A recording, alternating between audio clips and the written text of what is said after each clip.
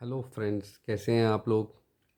अ, मुझे एक छोटा सा टॉपिक आप लोगों के साथ डिस्कस करना है।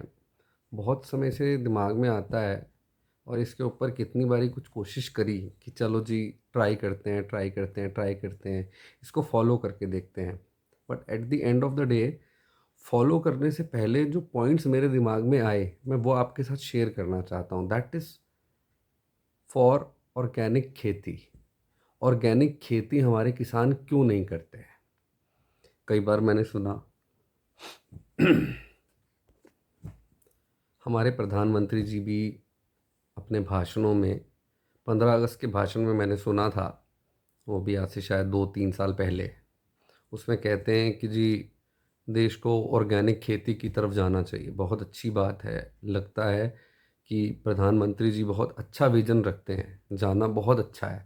बट उसके बीच में जब मेरे को लगा कि नहीं यार, जाना तो चाहिए, 2-4 बार कुछ यूट्यूब के वीडियोस देखी, कुछ बहुत सारी जो गूगल पे सर्च होती है वो करने की कोशिश करी, तो लास्ट में समझ में आया कि यार, ऑर्गेनिक खेती आदमी कर भी ले तो भी, जब तक टोटल नेशन ऑर्गेनिक खेती नहीं कर रही है, तब तक प्रैक्टिकली पॉसिबल नहीं है। लेट्स सपोज मेरे पास एक छोटा सा ज़मीन का टुकड़ा है और मैंने ऑर्गेनिक खेती के लिए किसी को कहा, किसी कंपनी ने मुझे अप्रोच किया। मैं एक किसान हूँ और मतलब वैसे मैं किसान नहीं हूँ, मगर किसानों की बहुत इज्जत करते हैं क्योंकि अन्नदाता हैं हमारे। अब होता क्या है, मेरे सपोज़ करते हैं कि मैं एक किसान हूँ, मेरे पास एक ज़मीन का टुकड़ा है। अब उस ज़मीन के टुकड़े पे मुझे कोई कंपनी या कोई एक्स वाई जेड आदमी आके अप्रोच करता है कि भाई साहब, आप एक काम करो, आप ना इस पे ऑर्गेनिक खेती चालू करो। मैं कहता हूँ जी ठीक है, कोई दिक्कत नहीं है। अब होता कुछ नहीं है। At the end of the day आदमी कहता है कि यार, मैं कर भी दूं और आप अच्छे दामों पर मेरे से मेरी फसल खरीद भी लो, बट उस व्यक्ति, जो दूसरा व्यक्ति आ रहा है हमारे से अ, हमारी खेती लेने के लिए, हमारा जो अन्न होता है, जो भी हम लोग उपजते हैं उसके अंदर, हम लोग जो उगाते हैं उसको लेने के लिए आ रहा है, सपोज सब्जियां हैं या कोई भी एक्स वाई जेड चीज़ है, उसके हमें एक पर्टिकुलर कंपनी, आप सर्च करेंगे तो आपको मिल जाएगा इसका प्रोसेस। इसका एक्चुअल प्रोसेस यही है कि आपको एक कंपनी के थ्रू अपने खेत को सर्टिफिकेशन दिलवाना पड़ता है कि ये ऑर्गेनिक खेती इस जगह पे है, ये ऑर्गेनिक अप्रूव्ड है, ये सर्टिफिकेशन है ऑर्गेनिक। भाई, इस तरीके का सर्टिफिकेशन हमने दिया है, मैं एक्स कंपनी हूँ।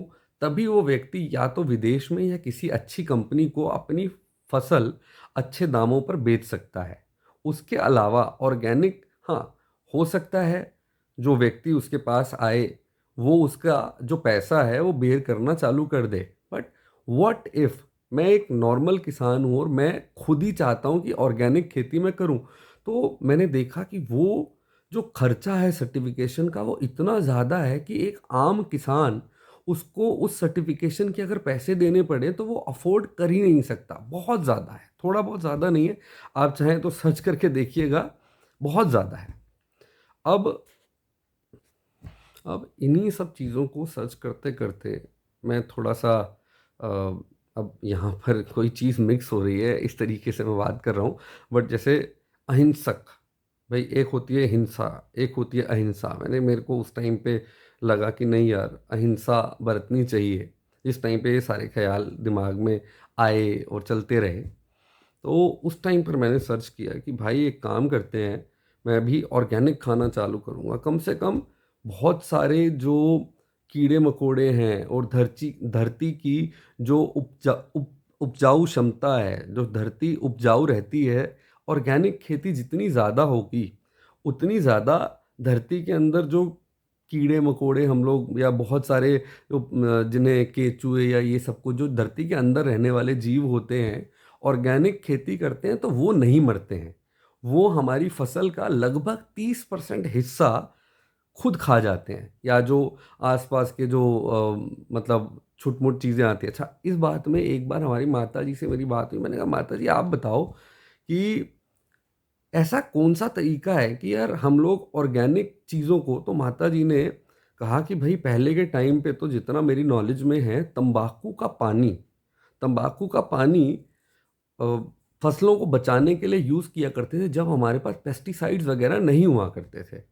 अब हम सब जानते हैं कि हम पेस्टिसाइड्स डालते हैं, धरती खराब होती है, जो खाना हम लोग खाते हैं, हम लोगों तक पहुंचता है, वो भी बहुत हद तक भाई बहुत खूबसूरत हालत में तो नहीं पहुंचता।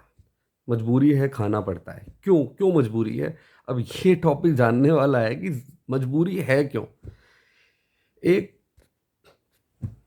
एक कंपनी ने अपने एक व्यक्ति ने अपने एक खेत के लिए, अपनी एक जगह के लिए एक कंपनी को सर्टिफिकेशन दिया कि जी आप एक काम करिए, मेरा सर्टिफिकेशन कर दीजिए ऑर्गेनिक वाला। उसने ऑर्गेनिक खेती करी। उसको किसी बड़ी कंपनी ने, काफ़ी बड़ी कंपनी ने उससे चिल्ड्रंस, बच्चों के जो प्रोडक्ट्स होते हैं उसके लिए उन्हें ऑर्गेनिक फूड चाहिए था।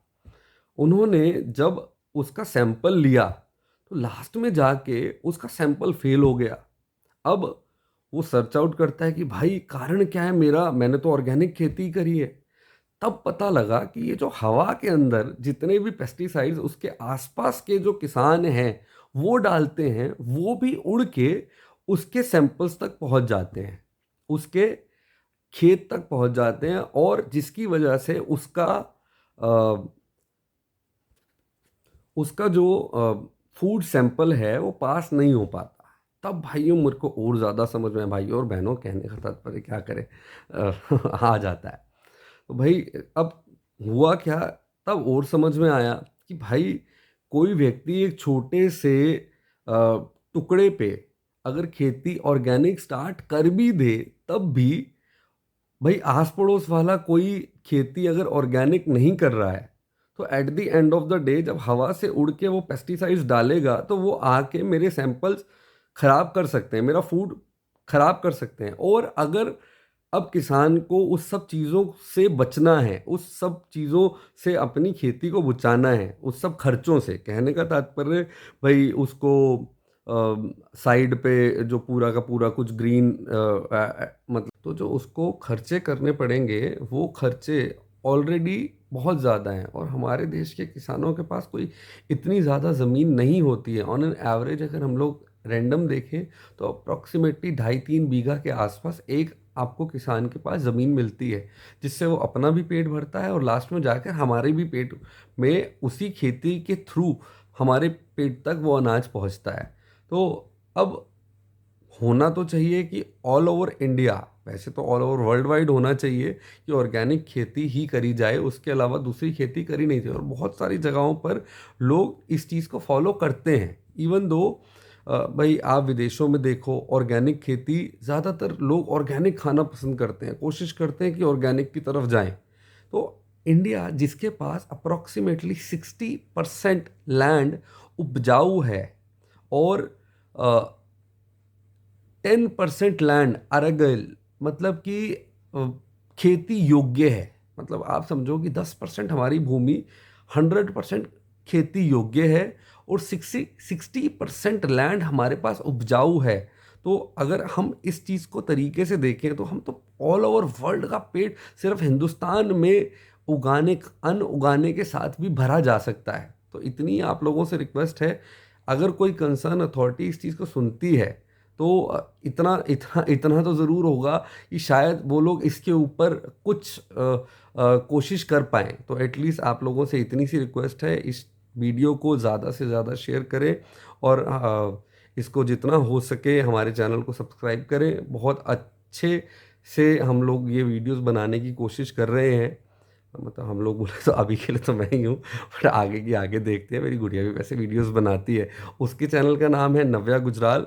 आप चाहें तो कुछ एंटरटेनमेंट के लिए उनके चैनल को भी सब्सक्राइब कर सकते हैं। Thank you very much. जय हिंद, जय भारत, धन्यवाद।